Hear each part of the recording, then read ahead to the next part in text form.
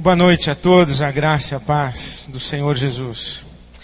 Nós vamos ler juntos a palavra de Deus no Evangelho de Mateus, no capítulo 4, o texto que certamente ocupa muito do nosso coração e das nossas reflexões, a narrativa da tentação do Senhor Jesus no deserto. Evangelho de Mateus, no capítulo 4, eu aprendi no seminário que a gente sempre deve ler um bom texto bíblico antes de pregar, porque se o sermão não for bom, pelo menos o texto abençoa o auditório. Então eu vou ler Mateus capítulo 4, onde a palavra de Deus nos diz: Então Jesus foi levado pelo Espírito ao deserto para ser tentado pelo diabo. Depois de jejuar 40 dias e 40 noites, teve fome. O tentador aproximou-se dele e disse: Se és o Filho de Deus, manda que estas pedras se transformem em pães. Jesus respondeu: Está escrito, nem só de pão viverá o homem, mas de toda palavra que procede da boca de Deus. Então o diabo levou à cidade santa, colocou-o na parte mais alta do templo e lhe disse: Se és o Filho de Deus, joga-te daqui para baixo, pois está escrito, ele dará ordens a seus anjos a seu respeito, e com as mãos eles o segurarão, para que você não tropece em alguma pedra. Jesus lhe respondeu: Também está escrito, não ponha à prova o Senhor, o seu Deus. Depois o diabo o levou a um monte muito alto, e mostrou-lhe todos os reinos do mundo e o seu esplendor. E lhe disse: Tudo isto te darei, se te prostrares e me adorares. Jesus lhe disse: Retire-se, Satanás, pois está escrito, adore o Senhor, o seu Deus, e só a ele preste culto. Então o diabo o deixou, e anjos vieram e o serviram. Este texto me vem ao coração por algumas razões. Primeiro, porque ele trata de questões essenciais a toda a raça e das tentações matriciais com as quais nós convivemos desde Adão. Imagino que você já deve ter percebido que estas tentações estiveram presentes no Éden, porque a tentação fala de fome, fala de orgulho e vaidade, fala de controle, de soberba, fala de desejos, fala de anseios. E no Éden, a serpente joga as suas sementes tentadoras com as palavras e vai trabalhando o coração da raça. E a narrativa do Gênesis diz que aquela árvore do conhecimento do bem e do mal tinha uma fruta, ou um fruto, agradável aos olhos, bom para se comer, e que poderia conduzir o homem a ser igual a Deus. Eu vejo um paralelo interessante, que esse texto se encontra na experiência própria de Jesus, mas ele está lá no Gênesis e está também na primeira carta de João. Porque na primeira carta de João se diz que nós somos tentados pela concupiscência dos olhos, a concupiscência da carne e a soberba da vida. É aquilo que é bom de ver, aquilo que é bom de comer e aquilo que suscita em nós um senso de onipotência. De modo que essa narrativa da tentação de Jesus não é tão somente uma tentação de Jesus, mas é a tentação de todos nós em Jesus. Por isso é que entendo que esta narrativa de tentação é o registro de uma tentação matricial que alcança todos nós. Mas a segunda razão pela qual esse texto me vem ao coração é que, por ser tentação matricial, universal,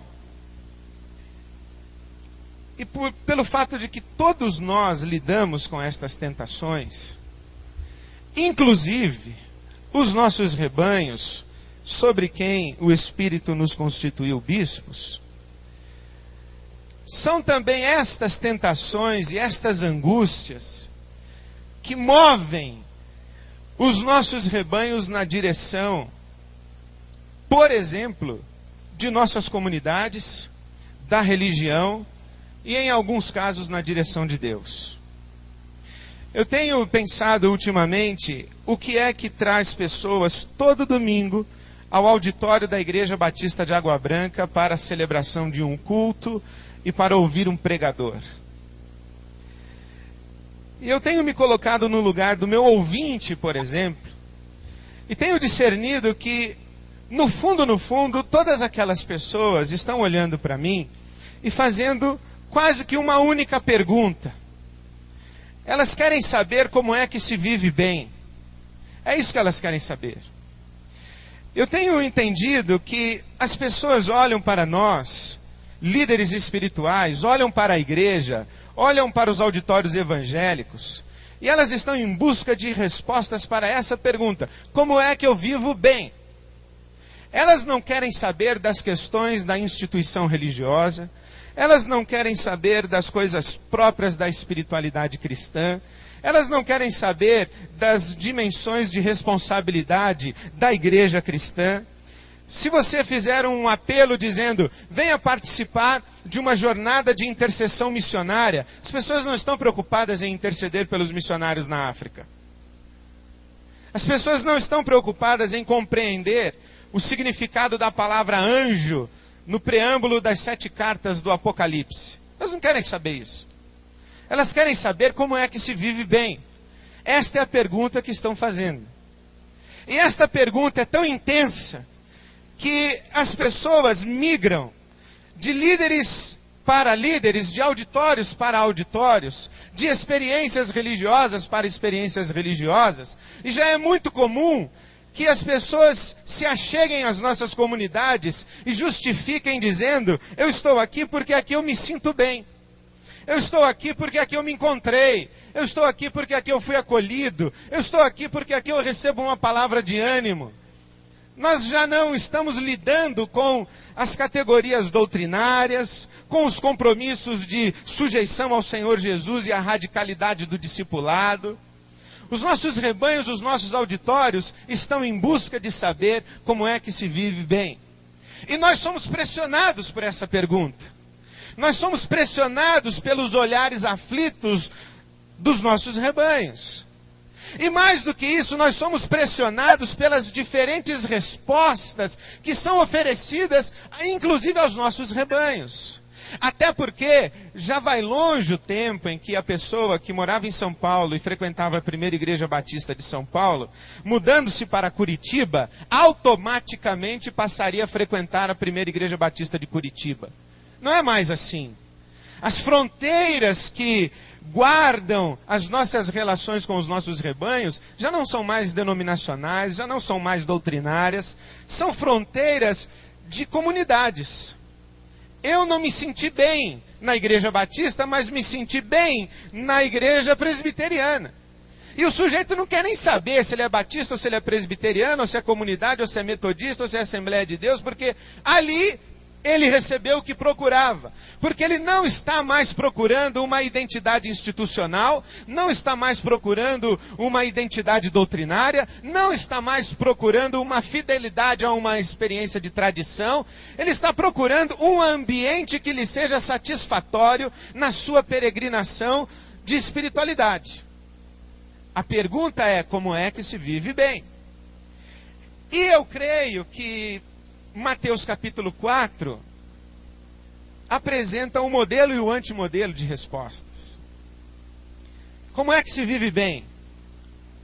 O diabo responde.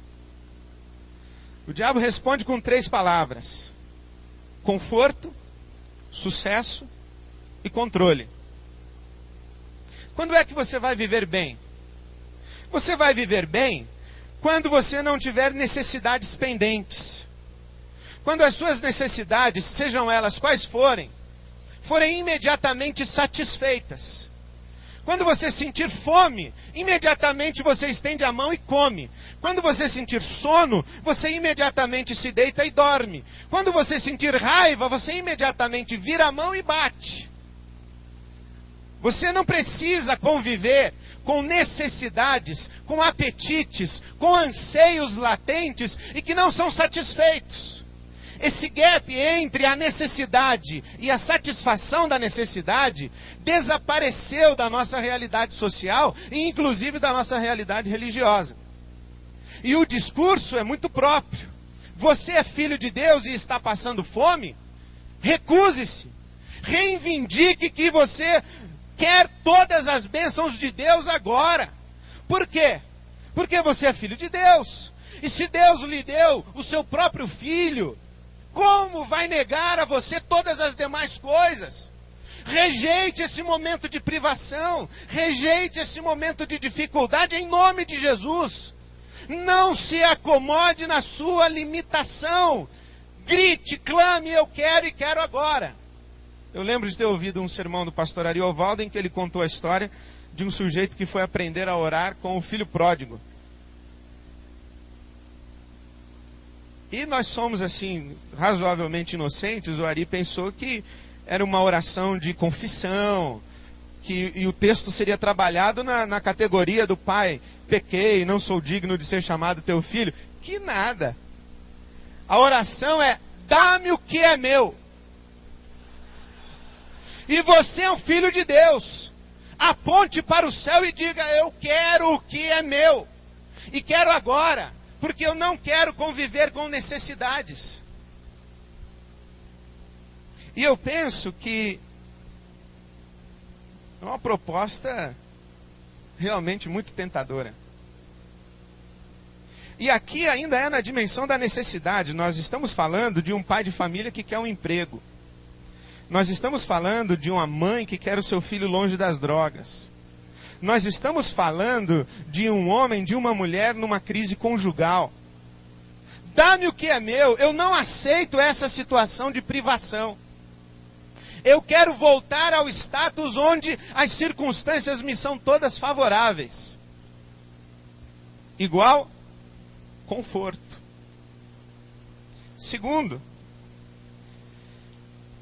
pule daí. Pule aí do alto, porque já que você quer trabalhar com a palavra, o diabo diz a Jesus: eu também sei a palavra. E cita o Salmo 91, dará ordens a seus anjos a seu respeito, e com as mãos eles o segurarão, para que você não tropece em alguma pedra. Mas o padre Vieira disse que a palavra de Deus usada em sentido diverso, aquele pretendido por Deus ao proferi-la, não é palavra de Deus, é palavra do diabo. E mesmo quando a abordagem cita versículos, não significa que a abordagem é bíblica.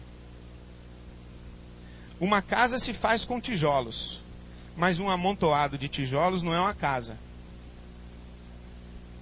Um discurso cristão se faz com textos bíblicos, mas um amontoado de textos bíblicos não é necessariamente um discurso cristão. Na boca do diabo ficou bem provado. Pule daí. Você vai se tornar o centro do mundo. O céu vai parar. Deus vai se levantar aflito do seu trono, ordenar aos anjos de imediato, todo mundo vai olhar para você. Faça um espetáculo pirotécnico. Deixe Jerusalém de boca aberta. Você não quer atrair todos para você? Então atraia dessa maneira. Pule daí. Sucesso. Acho bastante interessante. A palavra do diabo é: você é mesmo filho de Deus? Bom, então, onde estão os fenômenos que acompanham a sua identidade? Onde estão os sinais e os milagres que acompanham a sua identidade? E eu fico imaginando quão agradável aos nossos olhos O pregador que chega no púlpito e diz: não aceite esse momento de privação. Não conviva com necessidades não satisfeitas. E ao mesmo tempo diz: nós não admitimos mais igrejas frias, igrejas mornas, onde o milagre de Deus não acontece, onde a ação do Espírito Santo não estremece paredes, onde as pessoas não sejam tocadas pelo poder de Deus a cada domingo. Nós queremos o poder de Deus aqui, agora e sempre. Nós queremos evidências de que Deus está conosco. Nós queremos o Espírito aqui na nossa igreja. Vamos orar, irmãos. Nós vamos nos ajoelhar aqui. Nós só vamos sair daqui, dessa jornada de oração, quando Deus sacudir esse templo. Afinal, somos filhos de Deus. Vamos pular e os anjos vão nos socorrer. Terceiro, tudo isso te darei se prostrado me adorares. Aqui é mais explícito, né? Os apelos nos momentos de contribuição financeira das nossas igrejas nos deixam corados. E esta relação de barganha fez com que colocassem na boca de Deus aquilo que em Mateus 4 está na boca do diabo. E nós temos base bíblica, né? Pior é isso. Aquele que muito semear, muito colherá. Dê, e Deus te devolverá. Boa medida, sacudida, recalcada, transbordante, e por aí vai. Faça o melhor de todos os investimentos. A poupança paga 2, pouco por mês. Deus restitui 100 vezes mais. Se prostrado, entregares a tua oferta no altar do Senhor, clame e reivindique o teu direito. Porque tudo será teu se prostrado adorares ao Senhor teu Deus. Mas quem falou isso foi o diabo. E aí eu penso que estas palavras do diabo hoje, elas estão muito mais presentes nos discursos religiosos dentro de nossas igrejas do que as próprias palavras de Jesus. E que a pergunta que os nossos rebanhos estão fazendo para nós, como é que se vive bem? Algumas pessoas estão respondendo com Mateus 4, versão diabólica. Conforto, sucesso, porque Deus te colocou por cabeça e não por cauda. Inclusive, outro dia, eu ouvi a seguinte expressão de um pastor que convidou um outro irmão para sua equipe ministerial e o irmão não aceitou. Eu falei: por que você acha que ele não aceitou? Ele disse assim: porque é melhor ser cabeça de sardinha do que cauda de tubarão. Aqui ele ia ser a cauda do tubarão. Lá onde ele está, ele é a cabeça da sardinha. É um negócio impressionante. Conforto, sucesso, controle. A palavra do diabo para Jesus é: tudo isso vai estar nas tuas mãos, você vai mandar e eles vão obedecer. E como é impressionante essa tentativa de controle, em que nós queremos controlar em casa, queremos controlar os nossos rebanhos, queremos controlar a ação do Espírito Santo, queremos controlar inclusive Deus. Eu ouvi que numa roda de oração, numa reunião cristã, alguém olhou para Deus e disse: eu exijo que tu faças agora, porque tu estás amarrado às tuas promessas. Eu falei: que absurdo.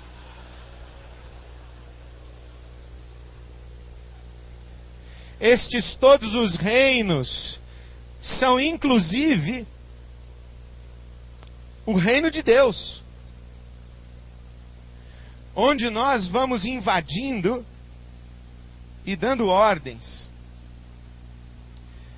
E nós temos os nossos auditórios superlotados de pessoas que estão ouvindo esta mensagem. Junte-se a nós, porque no momento em que você se juntar a nós, todas as suas necessidades serão satisfeitas.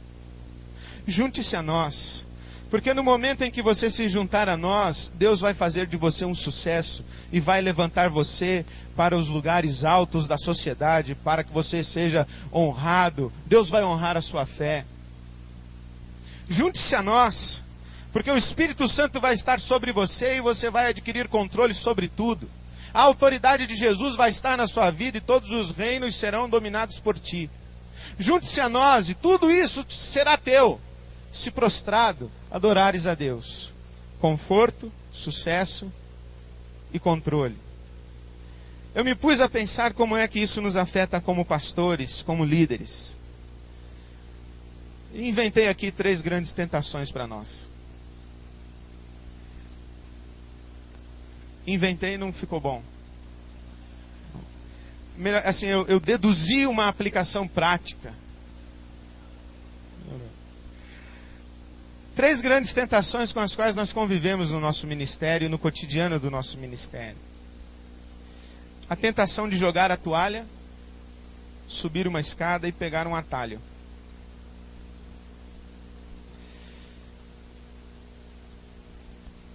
Por quê? Porque por vezes no ministério nós temos fome. Nós temos fome.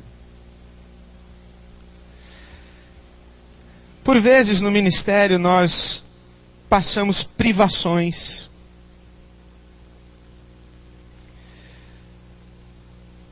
Eu conversei com um irmão aqui esses dias, lá do nordeste do nosso Brasil, e ele com lágrimas nos olhos dizia: pastor, eu me sinto só. Eu não tenho amigos. Ele não queria um carro, um templo grande. Ele não queria uma mansão. Não queria uma mesa farta. Ele só quer um amigo. Um amigo. Mas eu não tenho. E que impressionante é a nossa atividade pastoral, que a gente vê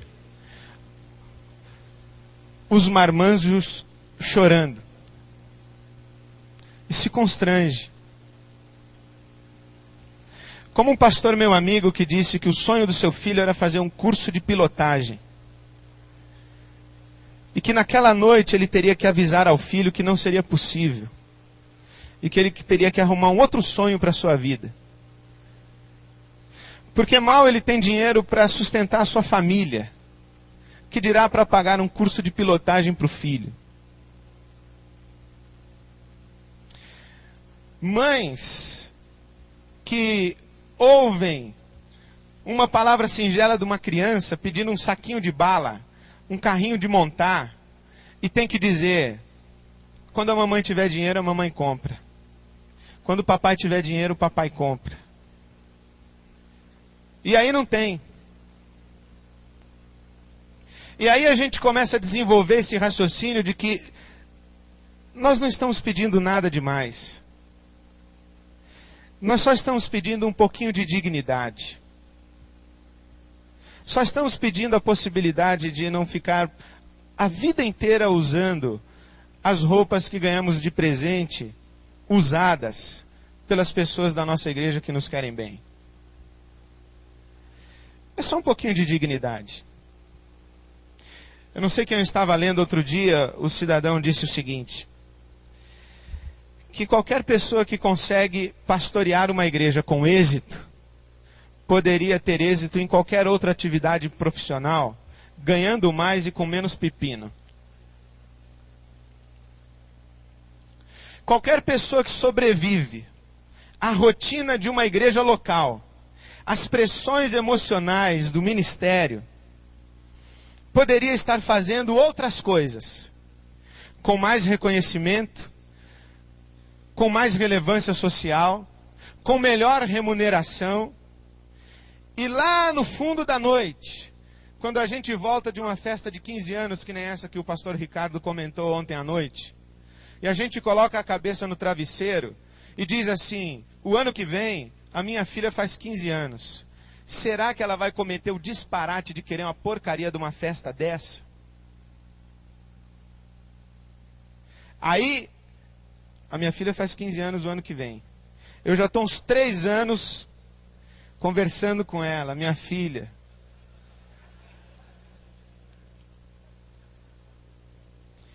Mas sabe que eu não estou falando com ela com um discurso de o papai não tem dinheiro para lhe dar uma festa dessa. Eu estou conversando com ela dizendo, esta é a melhor maneira de você glorificar a Deus nos seus 15 anos.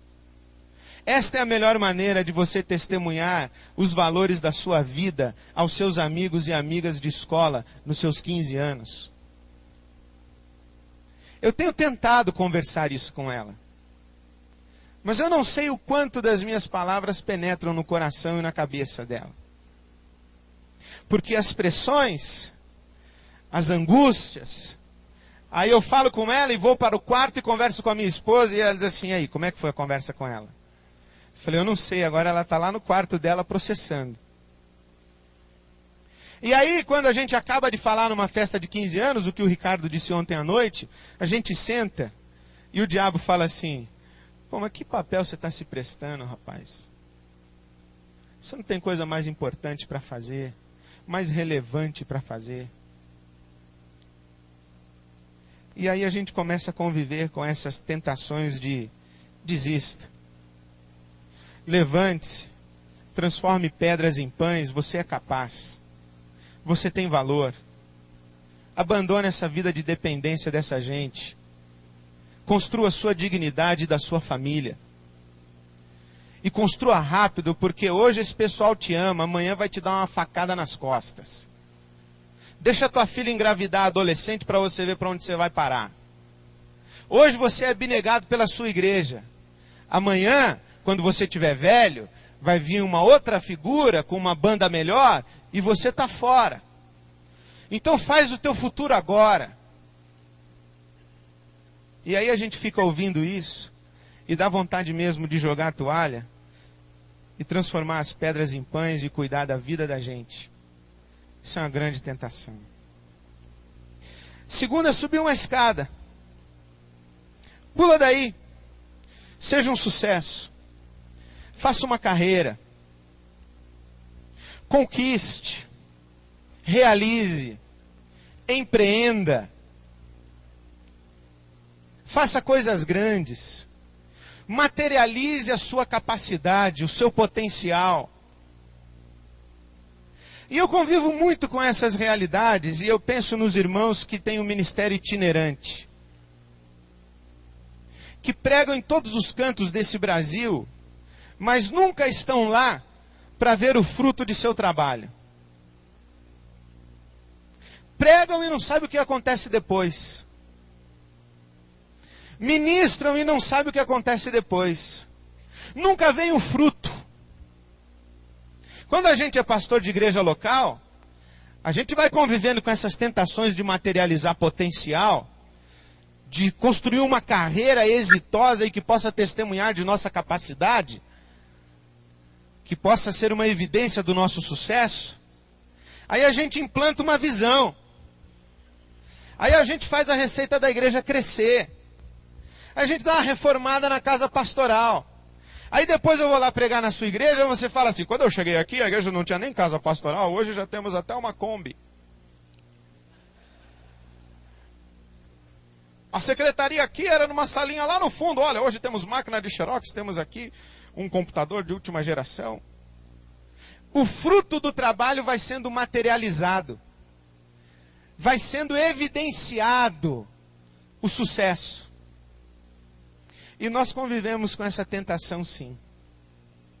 Outro dia eu estava lendo esse projeto novo da NASA para Marte. O comandante do projeto disse o seguinte, o lema é, mais rápido, mais barato e melhor. Eu falei, que coisa boa para definir essa cultura. A nossa cultura. Eu quase que diria cultura americana. Mais rápido, mais barato e melhor.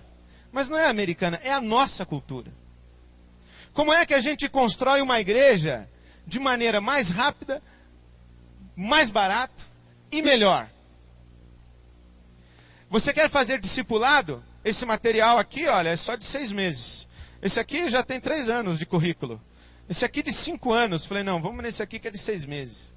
Eu recebi um telefonema de um pastor que disse assim, Ed, eu sei que quando você chegou na sua igreja, você discipulou a liderança. E eu acabei de chegar na minha igreja, eu queria discipular o meu pessoal rápido. Você não pode mandar o material aí para você, que você fez? Minha resposta que me ocorreu na hora foi dizer o seguinte, olha, o sujeito que discipulou mais rápido, levou 3 anos. E se não fosse o Espírito Santo baixar no final, não tinha dado certo.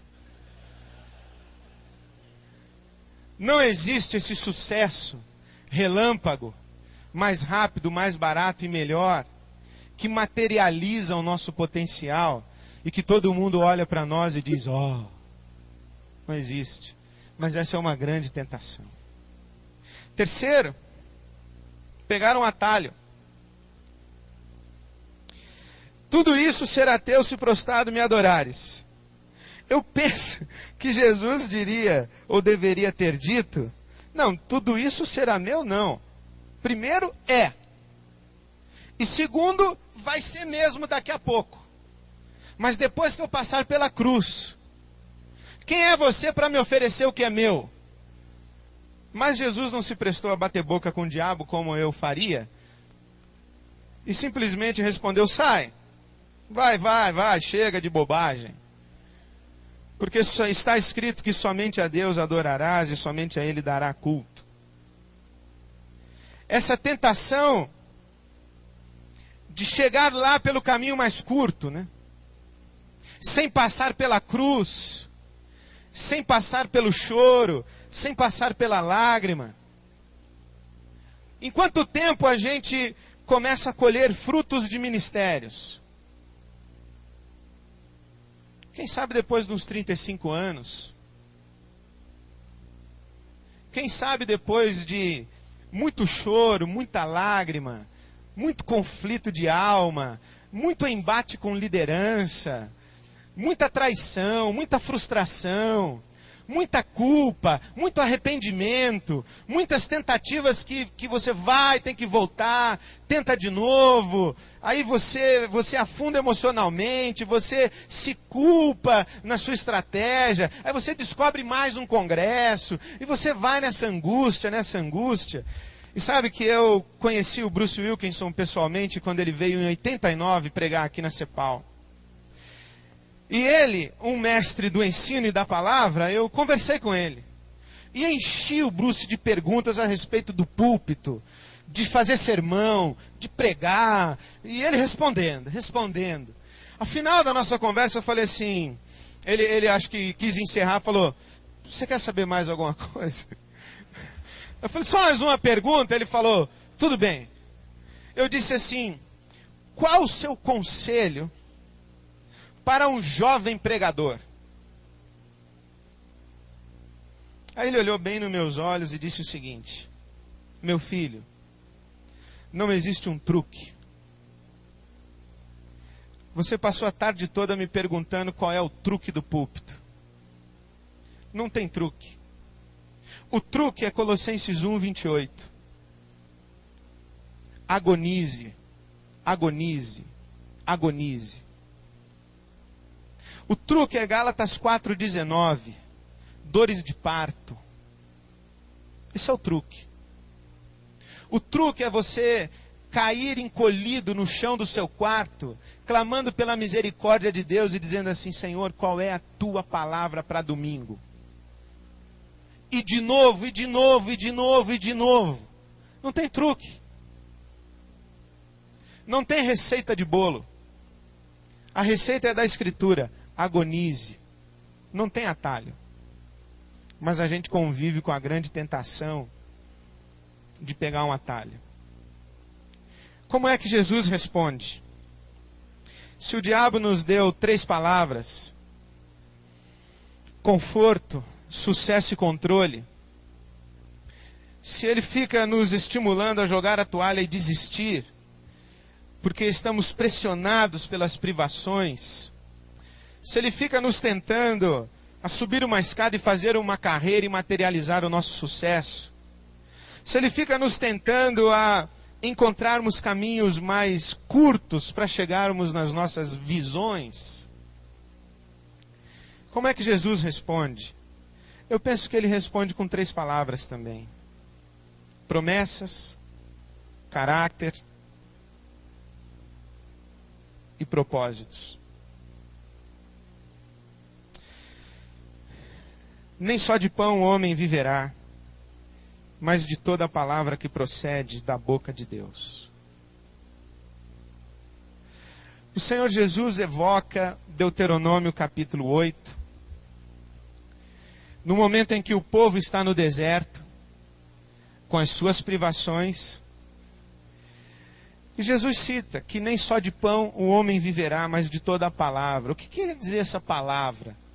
Eu tenho para mim que são as promessas.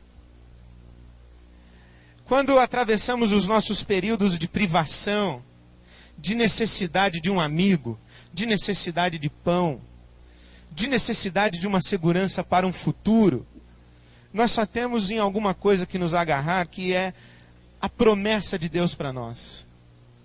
Deus fez um pacto conosco.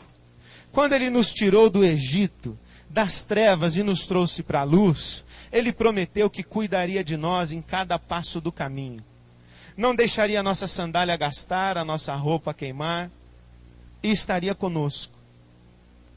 Como é que vivemos hoje? Vivemos da força do nosso trabalho, vivemos do êxito do nosso ministério, vivemos do reconhecimento de nossas igrejas, ou vivemos da fidelidade de Deus que cumpre as suas promessas, porque o Deus que não pode mentir, prometeu. Como é que viveremos no futuro? Viveremos da força do nosso trabalho, do êxito dos nossos ministérios, do reconhecimento de nossas comunidades? Ou viveremos das promessas de Deus e da fidelidade de Deus, que vai cuidar de nós em nossa velhice? Como é que viveremos? Em que nos agarramos na hora da necessidade? Na força do nosso braço, na nossa capacidade de articulação, na nossa rede de contatos, no nosso potencial de manipulação, ou no joelho que descansa nas promessas? Aqui me parece que Jesus está dizendo: eu consigo conviver com necessidades não supridas, porque eu espero o melhor de todos os pães, que é o pão que o Pai tem para me dar. No reino de Deus, nós não vivemos de conquista, nem da nossa produção, nós vivemos da dádiva e da graça. Eu não preciso me levantar para transformar pedras em pães. Eu não vivo de performance, eu vivo da graça. Eu vivo da provisão de Deus.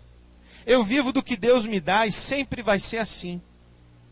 E eu preciso crer, e assim creio, que o Senhor sustenta os seus com o melhor dos trigos, o trigo mais fino, e com o puro mel.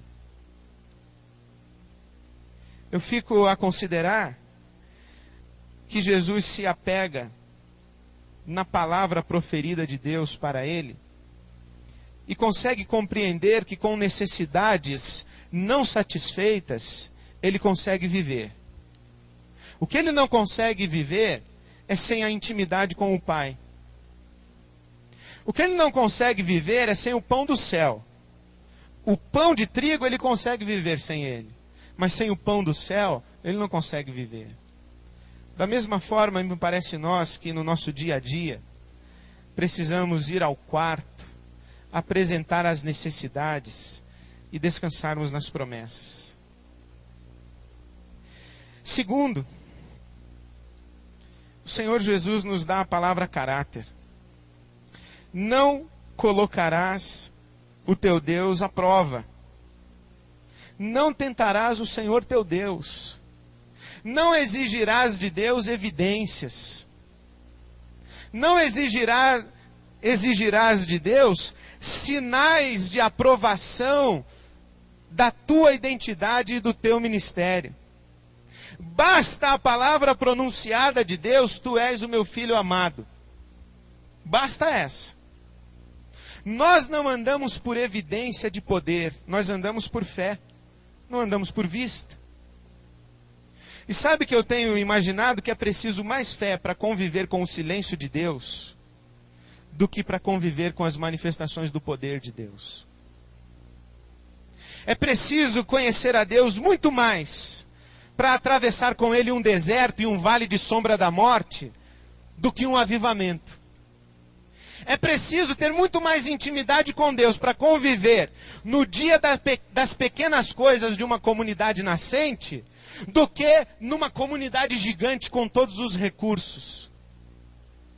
Eu acho que é assim. É o caráter de Deus que nos sustenta. Não são as evidências. Nós temos conversado aqui esses dias todos a respeito desta grande tensão que envolve os nossos ministérios hoje.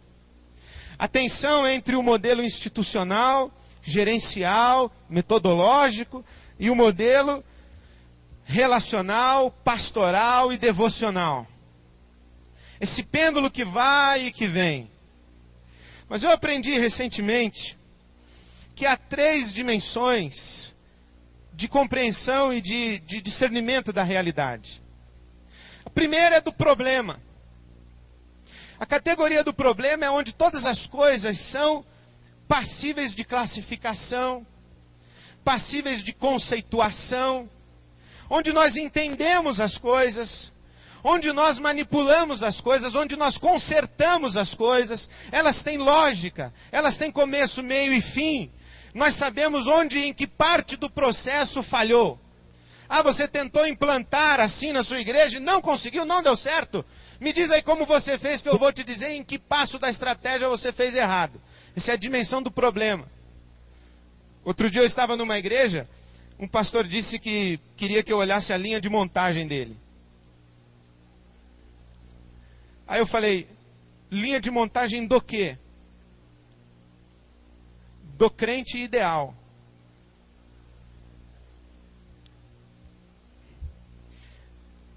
Por quê? Porque nós fomos ensinados assim. As coisas que são realidades para nós são as coisas visíveis, as coisas evidentes, as coisas aparentes.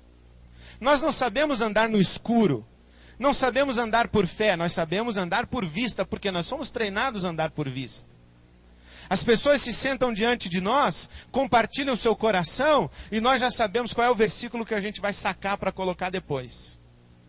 O diagnóstico é em 5 minutos, e depois a bateria de versículos, e depois, se der, a gente ainda recomenda um livro. Como se autoimagem, como se feridas emocionais, como se lacunas emocionais lá da infância fossem saradas com um livrinho de aconselhamento que a gente dá depois de 15 minutos de conversa. Mas essa é a categoria do problema. Mas tem a segunda categoria, que é a do paradoxo. Onde as coisas são igualmente verdadeiras quando aparentemente contraditórias. Por exemplo, a entrevista do pastor Mauro Israel Moreira na revista que recebemos na nossa pasta do Congresso. Não sei quantos leram, mas o pastor Mauro Israel disse o seguinte, que na igreja as coisas devem funcionar com decência e ordem. Mas na igreja onde está o Espírito Santo há liberdade. E nós temos que andar na liberdade do Espírito e na decência e na ordem. Como é que a gente faz? É paradoxo. Como é que a gente ensina para um seminarista a andar na liberdade do Espírito, na integridade da palavra, com decência e com ordem? Que apostila a gente dá para esse irmão? Que fita cassete a gente dá para ele ouvir? Que cursinho de tarde de encontro de CEPAL ele pode fazer para aprender a andar com decência e ordem na liberdade do Espírito e na liberdade do Espírito com decência e ordem? Não dá, né? Hoje à tarde eu contei no meu seminário a história do rabino, que foi procurado por 2 homens que estavam numa disputa. Um deles disse o seguinte, olha, o problema que eu tenho é assim, assado, A, B e C, e o rabino disse, você tem razão. Aí o outro disse, mas o meu problema é X, Y, Z, e o rabino disse, você tem razão. E os 2 foram embora. A esposa do rabino que estava ouvindo disse assim, olha, com todo respeito, o senhor me dá licença, mas como é que os dois podem ter razão ao mesmo tempo? E ele virou-se para ela e disse: você tem razão.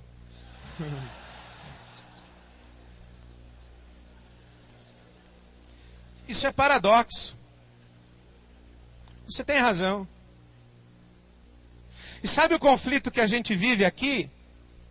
É que quando alguém se levanta e diz assim: olha, você precisa fazer discipulado na sua igreja. Você tem que estruturar a sua igreja. Você precisa receber bem os novos convertidos. Você precisa ter um programa de atendimento desse pessoal. Você precisa mapear a sua comunidade para colocar pastores em cada região da cidade. Você precisa de um método, você precisa de uma estrutura, você precisa de gerenciamento, você precisa de planejamento. Aí a gente olha e diz assim: você tem razão. Aí vem o outro irmão e diz assim: olha, você precisa ser cheio do Espírito. Você precisa chorar com o que chora, se alegrar com o que se alegra. Você precisa ser sensível. Você precisa colocar o joelho no chão.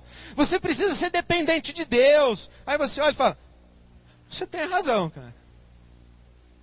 E a gente vive nessa relação paradoxal. E aí a gente sai de um congresso de Fortaleza e fala assim: eu quero ter uma igreja que nem essa aqui, eu quero ser que nem o Armando Bispo. Aí você acaba de ouvir o Ricardo Barbosa ontem à noite, você fala: eu quero ser um pastor que nem o Ricardo Barbosa. Pô, você tem que decidir, irmão, você quer ser quem? A gente fica nesse pêndulo. Você entra num site, na internet, e pega o material de educação das igrejas na América, você fica babando. Eu me lembro quando começava a fazer pequenos grupos na minha igreja, que eu babava nas apostilas, nos guias de estudo indutivo, os manuais publicados pela ABU, eu ficava louco com aquele negócio. Ia nas livrarias na América, aquele bando de livro, aquela monte de estante, eu falava: no Brasil não tem nenhum livrinho desse aí. Aí você fica alucinado.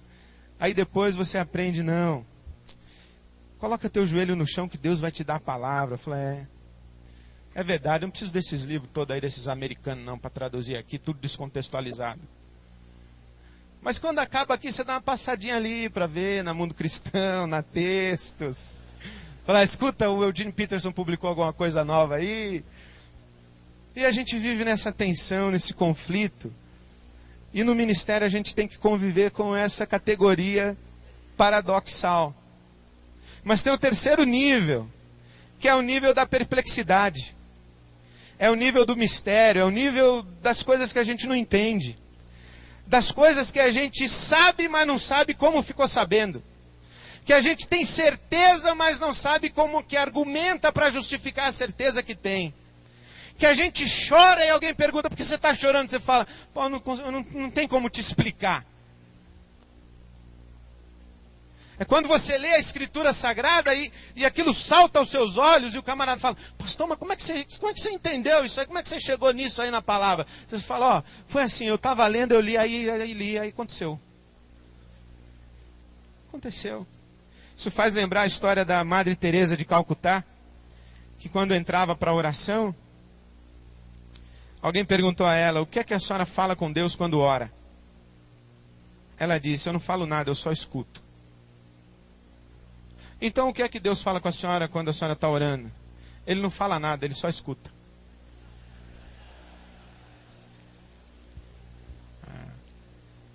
Porque algumas dimensões da vida estão para além daquilo que é codificado, daquilo que é compreensível, daquilo que é racionalizado, explicado, categorizado, manipulado e administrado.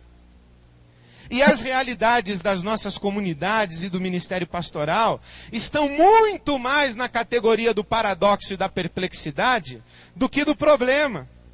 Conviver com pessoas.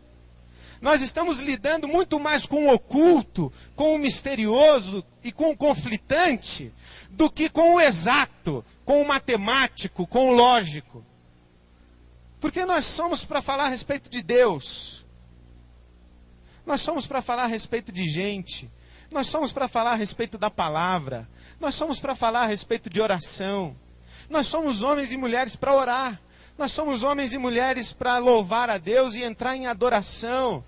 Não ficar cantando em auditório. Não, entrar em adoração é outra categoria. É muito diferente. E aí vem o diabo e diz assim, materialize. Fala, não dá, meu filho. Não, meu filho não, desculpa. Tu falha, né? Jaziel, você não vai usar isso. Em nome de Jesus, você não vai usar isso. Materialize. Faça uma charge. Eu me recuso, eu não faço charges. Eu não materializo as coisas. Eu ando na dimensão do paradoxo, do mistério. Dê evidência às coisas, não. O ministério está em outra categoria. Daquilo que não é evidente, daquilo que a gente anda pela fé. A gente vai conhecendo a Deus e o caráter de Deus e simplesmente vai descansando à medida que conhece, conhecendo à medida que descansa, e eu não preciso sacudir parede e causar frisson em auditório para saber que a minha igreja é cheia do Espírito. Quando a parede sacode e o auditório entra num frisson, eu gosto. Mas eu não preciso disso e dessa adrenalina realimentada toda hora para saber que eu sou filho amado de Deus e que Ele tem prazer em mim. E que aquele povo a quem eu ministro é corpo de Cristo, comprada pelo sangue do Cordeiro, igreja do Deus vivo. Eu não preciso disso. Já está dito por Deus, e isso me basta. Por último, propósitos. É como se Jesus dissesse ao diabo, eu não vim aqui disputar terreno contigo. Eu não vim aqui disputar propriedade de reino nenhum contigo. Eu não vim aqui sequer para lhe dar satisfações. Eu não vim aqui sequer numa batalha contigo. Inclusive, não quero nem prestar atenção em você. Eu vim aqui para cumprir um propósito do meu Pai. Porque a minha comida e a minha bebida é fazer a vontade daquele que me enviou. Enquanto eu ando nessa terra, eu não estou olhando para você, para o que você diz, para o que você faz, para o que você fala. Eu estou olhando para o céu. Porque eu vim aqui cumprir um propósito dele. Porque eu só adoro a Deus. E só presto serviços a Deus, o meu Pai. A minha relação é lá em cima. É a Ele que eu satisfaço em justiça. É ao coração dele que eu quero satisfazer com a minha vida e com a minha ministração. Eu vim aqui cumprir um propósito eterno. Eu não vim aqui disputar reino de mundo com ninguém. E que interessante se nós assimilarmos isso no nosso ministério pastoral. Quão libertador não será você sair daqui com um discernimento de qual é o propósito de Deus na sua vida. Porque nenhum de nós consegue encerrar todos os propósitos. Por isso é que é o corpo de Cristo quem é a expressão de Cristo no mundo. E aí nós precisamos de alguém que puxa o pêndulo para um lado, aí outro alguém que puxa o pêndulo para o outro lado, de outro alguém que fala, ei, volta, e assim nessas tensões. Alguém que vem aqui e fala, nós precisamos plantar igrejas até 2010, aqui no Brasil. Aí depois amanhã tem que alguém subir aqui e falar assim, pessoal, olha, o negócio é batalha espiritual, viu? Porque senão não vai plantar igreja não. Aí alguém tem que subir aqui e falar assim, escuta, não esqueçam das crianças na rua.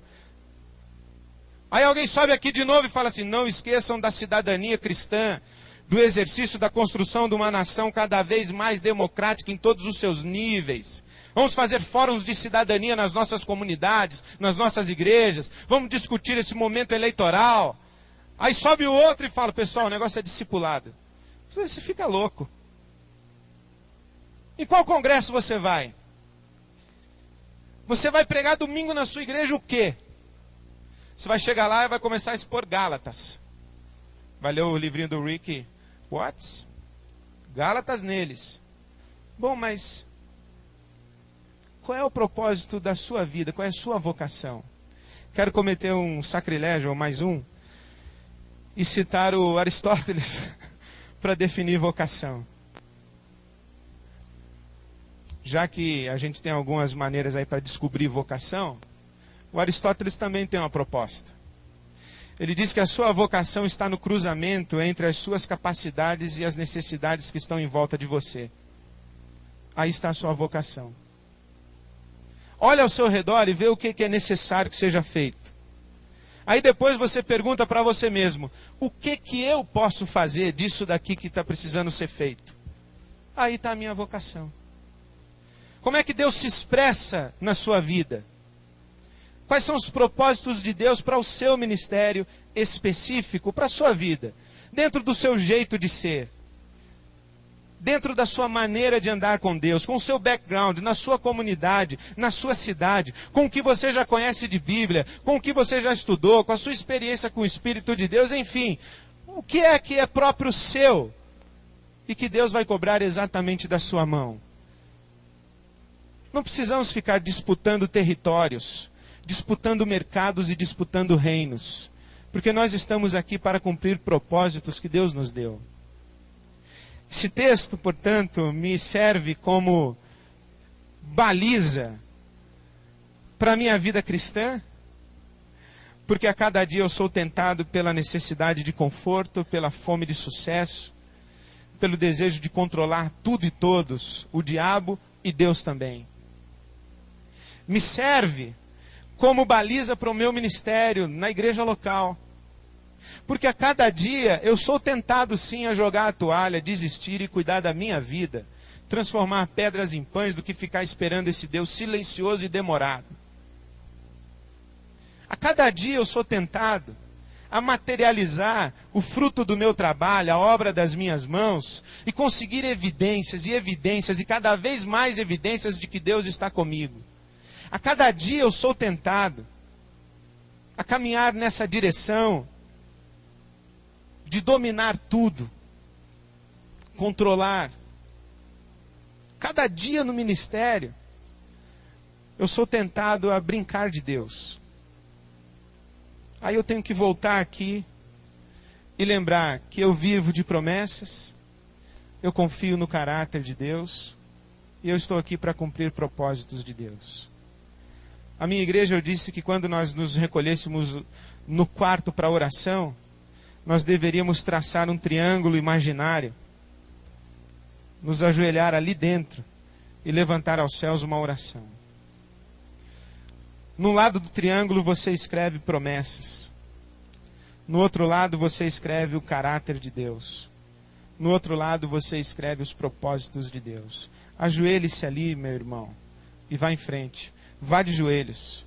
Vá de joelhos na sua vida e no seu ministério, descansando nas promessas, confiando no caráter e cumprindo os propósitos do Senhor. Assim a gente segue o modelo do Senhor Jesus para o ministério e para a nossa vida, para a glória de Deus. Amém.